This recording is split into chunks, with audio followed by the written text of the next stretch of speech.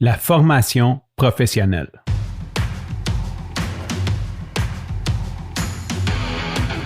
Il aime le code. Il faut que la communication soit codée, mais de façon claire et transparente. La rigidité, c'est pas pour lui. Mon nom est Francis Parent-Valquette et vous écoutez le Sandro Show. Mais le plus important, c'est qu'il est bélier.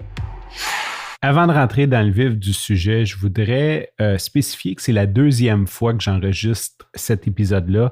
En fait, le premier était prêt à être diffusé. Il était programmé. J'essaie de prendre un petit peu d'avance, question de ne pas manquer une journée et aussi question de peut-être prendre un break la fin de semaine. Donc, je suis en train de travailler ma formule. J'ai déjà fait beaucoup d'épisodes d'avance et j'aimais moins ça parce que quand, mettons, tu as 10-15 épisodes d'avance, bien, supposons que demain matin, il arrive quelque chose que j'ai vraiment envie de parler, comme, je ne sais pas, une pandémie mondiale ou peu importe. Ça se ramasse 2 semaines plus tard. Des fois, c'est totalement hors sujet. Supposons que on est l'été et qu'il y a une canicule, puis que, je ne sais pas, il y a quelque chose que je veux rebondir sur la canicule. Mais des fois, les 2 semaines, ça fait que quand l'épisode est diffusé, tu as un petit manteau, tu as un petit coupe-vent quand tu l'écoutes. C'est comme peut-être un peu moins d'actualité. Donc, j'essaie de rester quand même relativement tight en bon français, rester proche de quand je parle, que ce soit des trucs d'actualité. Donc, jeudi matin, j'enregistre l'épisode d'aujourd'hui. C'est diffusé dimanche et dans lequel je parle un peu j'ai appelé l'épisode la loterie de la Providence, quelque chose comme ça. Et j'expliquais que j'ai commencé, là, je vais aller un petit peu en détail. J'ai commencé ma formation d'adulte, ma formation académique d'adulte par le professionnel, comme on appelle le DEP au Québec. Et ça a été pour moi vraiment très formateur. J'ai eu des enseignants au DEP qui m'ont vraiment inspiré. Je vais dire ça comme ça, qui m'ont inspiré, qui m'ont incité à passer à l'action. Ce n'est pas le cas de tous les enseignants. Certains enseignants étaient un petit peu plus plates que d'autres. Il y en a un que son nom de famille, c'était Marchand, puis on l'appelait Marchand de sable parce qu'il nous endormait. Pierre, si tu nous écoutes, c'est encore en vie parce que 20 ans plus tard, tu avais déjà de l'air pas loin de la mort il y a 20 ans. Je ne sais pas si tu es encore en vie 20 ans plus tard ou si tu es mort comme un marchand de sable. Mais je n'aimerais pas d'autres noms, mais c'est ça, il y a eu des professeurs qui m'ont vraiment inspiré. Je pense, je ne vais pas nommer les noms de famille, mais Antoine, Daniel, puis André, c'est des professeurs je dis des professeurs, des enseignants. La langue française, les professeurs, c'est réservé à l'université. Donc, sinon, c'est des enseignants, des maîtres au primaire. Et ces enseignants m'ont vraiment... m'ont semé des graines dans la tête et ça m'a toujours suivi, ils m'ont inspiré. Ce n'est pas le cas de tous les étudiants du DEP, c'est une clientèle qui est peut-être un petit peu plus difficile. Dans mon cas, j'étais en secondaire 5, je pense que c'était un cours éducation choix de carrière et l'école était venue, le DEP, le programme, il y avait 3 professeurs qui étaient venus, 3 enseignants, désolé, qui étaient venus faire un exposé parce qu'ils cherchaient du monde. Le cours, il restait de la place, puis ils voulaient faire la promotion. Ils étaient venus dans ma classe de ECC et j'avais adoré l'énergie des enseignants. C'était un domaine qui me passionnait, l'électronique. J'ai toujours voulu, quand j'étais jeune, je voulais être ingénieur en électronique. Je ne sais pas, je pense que j'en ai déjà parlé dans d'autres podcasts. Je ne sais pas si j'aurais vraiment aimé ça, ingénieur, parce que c'est beaucoup de paperasse. J'aime beaucoup être sur le terrain aussi. Donc, le DEP, la formule, le matin, on avait, ça, grosso modo comme ça, tu as une partie du cours, c'est de la théorie, et ensuite, l'autre partie du cours, c'est de la pratique, dépendant c'est quoi le cours. Donc, c'est quelque chose de très on the field, c'est quelque chose de très intéressant. Et j'aimais l'électronique. Ça trahit mon âge. À l'époque, il y avait encore du monde qui faisait de l'électronique, mais quand j'ai fait ma formation en électronique, c'était fini l'électronique, là. Quoique, je crois qu'encore aujourd'hui, il y a certainement beaucoup de perspectives d'emploi quand tu es bon en électronique. Je pense à tout ce qui est, mettons, maintenance, entretien de machines, que ce soit guichet automatique, peut-être en industrie. C'était de l'électrotechnique. Donc, tu sais, tout ce qui est automatisation, les robots, je crois qu'il y a encore une très bonne place. C'est des métiers très, très, très valeureux. Et comme les baby boomers sont partis à la retraite, je suis certain que présentement, il y a une mort d'opportunités si tu es capable d'avoir un tournevis, un fer à souder puis un multimètre dans les mains. Il y a encore une multitude d'opportunités de très bien. Je ne veux pas dire gagner sa vie parce que gagner sa vie veut dire qu'il faut que tu te forces pour travailler. J'aime pas ce mindset-là, mais pour générer des revenus conséquents au lifestyle que tu veux vivre. Donc, ces professeurs-là, ces enseignants-là, je pense que ça va être comme... Chance, je ne fais plus de montage parce que je l'aurais coupé, professeur. Tu sais, je pense que j'aurais passé 1 heure à faire le montage de cet épisode-là. Ces enseignants-là, un moment donné, j'y regardais puis je me disais, un jour, là, c'était mon plan de carrière. J'ai dit, je vais faire quelque chose et un jour, je vais devenir enseignant au DEP. C'était clair dans ma tête. Pour moi, c'était un projet de retraite ou de pré-retraite, mais... c'est drôle parce que ça m'a fait penser à ça cette semaine, puis je me suis dit, pourquoi c'était un projet de retraite? Est-ce que c'est quoi cette histoire-là? Puis je pense, là, c'est sûr qu'il y a 20 ans d'accumulation de données dans ma tête, là, fait que c'est dur de faire le ménage, mais j'ai l'impression que c'est de la pression externe, que je me disais ça parce que j'avais vraiment envie de faire ça, mais intérieurement, je savais que peut-être mon père n'aurait pas été super fier de, tu sais, comme...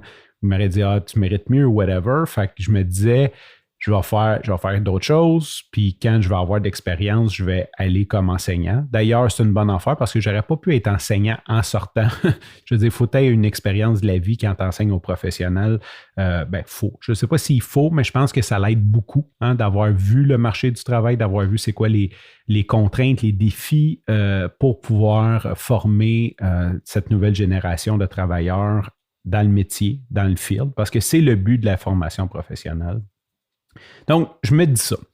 Et là, je pense à 25 ans, mettons, quelque chose comme ça, je retourne à l'école où j'ai fait ma formation, je suis allé parler avec mes profs, puis je disais, hey, j'aimerais ça faire ça, puis ils m'ont dit, c'est un très beau métier, blablabla. Ils m'ont fortement encouragé, tu as tout ce qu'il faut. Ils m'ont dit, il faut que tu passes par je sais pas quoi, là, les RH et tout. Bien sûr, j'ai fait d'autres choses. Ensuite, en 2019, il y a une bulle qui me passe au cerveau. Il y a une école très près de chez moi, une école professionnelle qui est en informatique, entre autres. C'est affaires informatiques, entrepreneuriat et il y a d'autres choses aussi. Fait que j'envoie un courriel là-bas, puis en gros, ils prennent quasiment, je sais pas, 1 mois pour me répondre, pour me dire, il faut t'envoyer un CV au RH. OK, bon, OK, good. Je passe à d'autres choses. Pandémie arrive. L'an dernier, quand tu as des enfants, je suis inscrit à l'infolettre de l'école et par le fait même, je suis inscrit à l'infolettre de la CSDM, la commission scolaire. À la fin de l'année, on reçoit une chose de la CSDM et en bas du courriel, il y a nos emplois disponibles parce qu'on sait que présentement, il y a une pénurie d'emplois, donc ils essayent de maximiser les chances de trouver des gens. Et je vois enseignant, DEP, soutien informatique. Hey, ça, c'est pour moi. Je clique là-dessus. Et comme tout bon processus de sélection gouvernementale ou publique, il y avait une date de tombée. Et quand j'ai lu le courriel, la date de tombée, c'était la veille. Ça fait comme, bon, il m'a manqué mon coup. Meilleure chance la prochaine fois. Tu sais que ça fait 6 mois que je ne sais pas trop. Puis ça, je ne vais pas trop rentrer là-dedans, mais ça fait 6 mois un petit peu que je cherche mon prochain défi, mon prochain sujet, ma prochaine entreprise, mon prochain... Et je crois beaucoup à la synchronicité. Et je me lève mercredi matin, je ne sais pas par quelle idée, mais je me dis, hey, peut-être qu'Imika, il cherche du monde. Fait que ce que j'ai compris, c'est que d'après moi, les enseignants, quand ils partent à la retraite ou qu'ils démissionnent, ils partent à la fin de l'année scolaire. Donc, au mois de juin, c'est un bon moment pour regarder s'il y a des emplois disponibles. J'ouvre mon téléphone, je tape emploi Imika et je tombe sur le site et bingo, il y a une offre, la seule offre d'emploi qui me convient. Je pense que la seule offre dans l'école, c'est enseignant en soutien informatique. Je fais, oh, là, je regarde ça. Et la date de tombée est exactement le 15. On est le 15 au matin et j'ai jusqu'au 15, 3h30 pour envoyer ma candidature. Je fais OK. Fait que je lâche tout ce que j'ai à faire. Je me fais un CV parce que je pense que tu le sais, je n'ai pas fait beaucoup de CV dans ma vie. Je me fais un CV, une lettre de présentation. J'ai parlé un petit peu du acquis de droit. C'est pour ça du bonjour, virgule qui remplace la formule de politesse. J'envoie ça et je ne sais pas pourquoi je le sens vraiment bien. OK? Je vais aller dans cette direction-là. Pour la première fois de ma vie, et là, je ne suis pas marié, je me commets à rien, mais pour la première fois de ma vie, j'ai jamais eu ce sentiment-là. J'ai le sentiment que je pourrais travailler là jusqu'à la fin de ma vie. Sincèrement, pas la fin de ma vie, là, mais la fin de ma vie professionnelle. C'est proche de chez moi, ça se fait à pied.